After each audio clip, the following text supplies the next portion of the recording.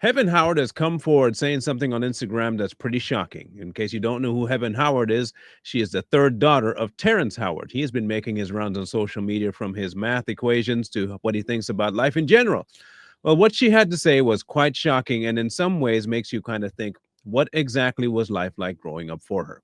But before we get to it, please take a moment to like, share, and subscribe if you have not already. And also take the time to comment. We will take any comments at this point, really. Like, hate it, whatever, but make sure you leave something. In some ways, it helps us. In others, it might do exactly what you want. So please take some time to do so. Now, with Heaven, she had just finished filming a show about a 16-year-old girl named Madison who had become pregnant from a sexual assault situation and losing her mother. She took to Instagram to divulge something that is truly, truly heartbreaking. But we'll be breaking this down from a almost a completely different aspect. But we want to hear her story first off, and then we'll get into what she said.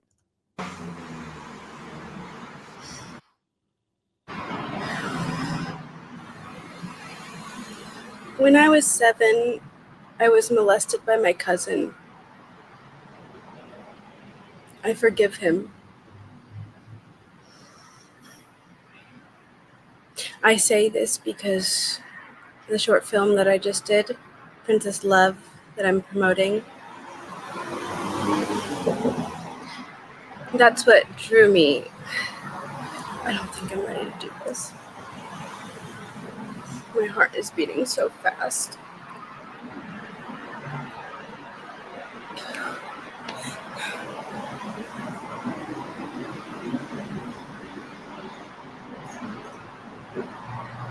And I don't cry because I'm hurt because of him. It's not that.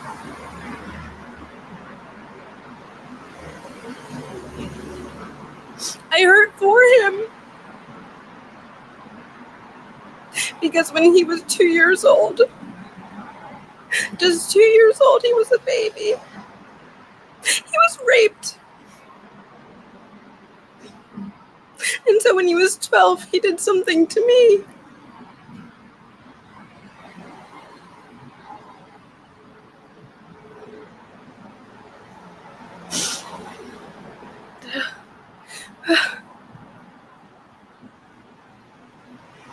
He deserved to be protected, but he wasn't. And that happened. And that's why, Chris, I'm so thankful for you. Because you told this story. You told the story of generational abuse.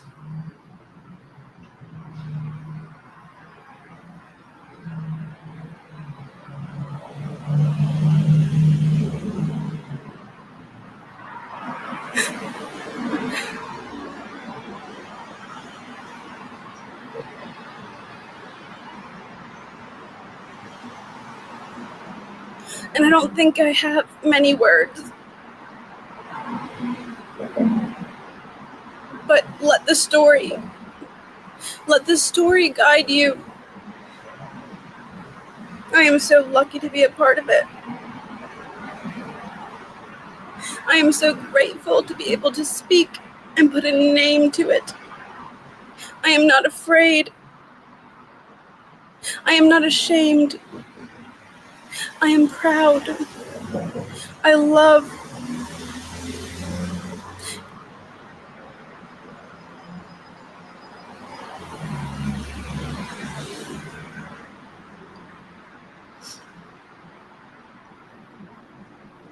Do not pity me.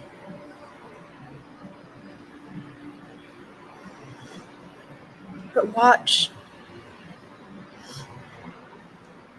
and understand that this happens. Don't look away. Don't look away.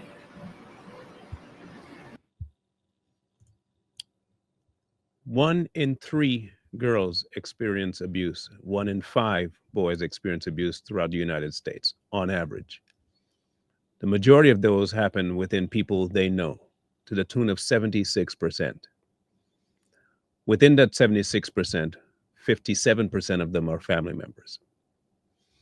It's a conversation most aren't ready to have, but where we're trying to ask the questions are along the lines of does one recover from said abuse. Heaven is a taking a different approach because she's already forgiven her perpetrator because she understands the life that her cousin lived even as a baby. It seems they have made amends based on what she's been saying. Our question is whether or not Terrence knew. We're not going to assume that he did or didn't, but what we do understand is he has not spoken about it. And if he hasn't spoken about it, one of two things can be true. He either didn't know or he dealt with it away from public light. If he didn't know, it's not uncommon for children to keep things to themselves or for parents to not even know when things happen. They may show signs, they may not. But if he did know and didn't do anything, that's one thing, and we will wait to find out if that's the truth. But if he did something in private, that would be especially the way to handle it, not bring it out into the light until the child is ready to do so. Perhaps he just left it alone because he was waiting for her to divulge his information when she felt ready or necessary. This particular movie she came out with is one that actually deals with the exact same situation, abuse of a child. And but the only difference is a child came from this one in her show. The number is so high that it's almost unbearable to think that there are family members out there that are eyeing children right now and planning the act. And there are some parents who are so aloof to it that they don't recognize the signs. For years, we've talked about how the uncle doesn't come to, well, that comes to the cookout, or the uncle that comes over and is extra touchy. And we talk about it, but we don't actually do anything much about it. We can only hope that Terrence did. Judging from what she said, she knows that she is loved, which tells me that he did indeed know and did something about it, at least to the tune of comforting her or taking her through processes to help. If that was the case, then he did exactly what any good father should do, which is see to the trauma of his child and make sure that it is not perpetrated on someone else afterwards. Because as we know, hurt people hurt people. Some people that get hurt don't ever find help. And in not getting help, they end up visiting that trauma on future people. Like she talked about generational stuff, it's not necessarily it's in your blood, but if not dealt with, it becomes who you are. And eventually the persons after you have to deal with that version of you. If what she's saying is true that she had this event, and I'm not doubting the story, I'm looking at her demeanor, and it's still something that was wounding. We understand that 100%. Forgiveness doesn't remove the problem or the issue that happened. Forgiveness just means that you're not holding it in such high regard that it affects your future life, which I commend her on. But I have a suspicion that a lot of that may have had to do with both parents or probably just her father dealing with it properly. The only other way she could find out is either talking to the perpetrator about what happened to him as a child, or perhaps the father, mother told her that this is what took place and they dealt with it internally. Seeing as how we've never heard of it before, that might have very well been the case. But as the story goes, we have to be more diligent about the ones that we say we care about.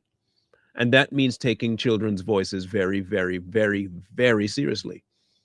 Even if it's to walk them through what they think might be happening, because you might discover that what they're saying is not imaginary at all. What they're saying could actually be something taking place right under your nose, and they're trying to alert you in the best way they know how. Even at 7, 6, 5. Children always have a way to try and tell you something hurts, something is wrong, something is off. Even though they may not be able to get the words out properly, patience is key. My 9-year-old reminded me of this the other day. He came out of the bedroom, and let's be honest, most kids are between before 10 years old are afraid of something bug-like.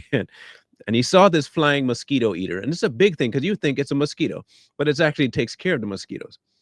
And his skin was crawling to the point where he was walking out the bedroom just absolutely shaking, just crazy shaking. My first instinct was be like, man, what's wrong with you? Like, chill out. But then I looked at his face and I said, okay, calm down. What's wrong? Like, well, there's a bug in the room. I said, what kind of bug? I don't know, but it's big. So I go into the room and I see the bug and I said, that's the one. He's like, yeah, yeah, yeah. So I took care of the bug.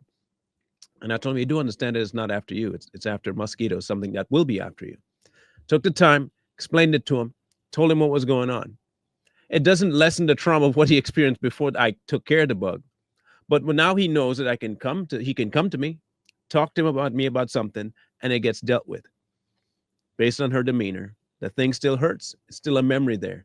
But somebody walked her through it properly in order for her to get to the forgiveness and even get to the point of healing where she can make a film about said trauma. Even if it's not the exact same, it's in kind. The moral of her story is this. Like she said, don't pity her, especially if she's gone past the event and is now growing from it. Instead, learn from it. Learn that it happens, and one as an adult needs to keep their eye open for things that are happening to the younger ones of us. We may not be able to help every child that goes missing.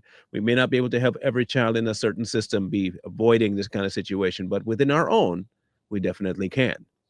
And if anything Heaven's story can tell us is this: forgiveness is still possible in the eye of all kinds of bad things, and every child can recover from something traumatic.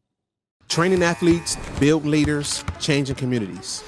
At Mentors for Life, sponsored by the Bully Me Bad Project, we provide free professional sports training and mentorship to youth with passion, drive, and the desire to grow.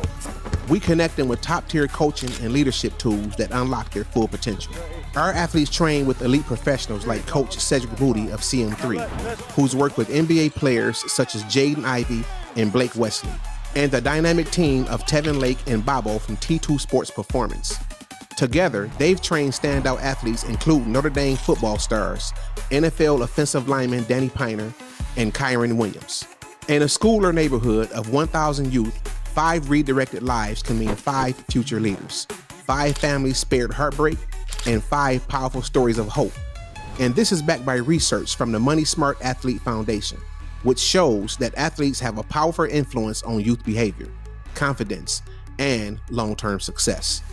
We don't just build athletes, we build mentors. High school students who complete our program will become certified Mentors for Life members and will be paid to speak, lead, and coach the next generation.